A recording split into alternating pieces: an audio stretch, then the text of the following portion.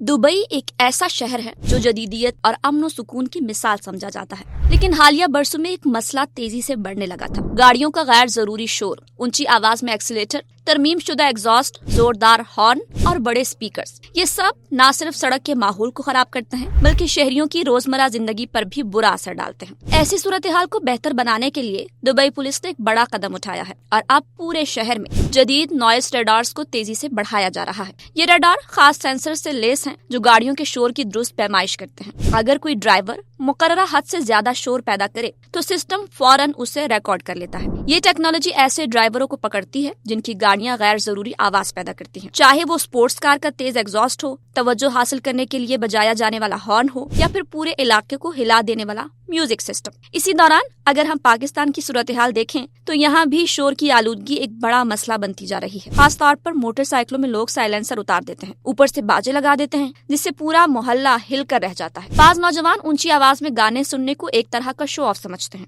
हाल ही में लाहौर और एक और शहर में ऊंची आवाज में गाना चलाने पर 2 मुकदमात भी दर्ज हुए थे, जो ये साबित करता है कि शोर एक संजीदा मसला बनता जा रहा है और इसे कंट्रोल करना जरूरी है।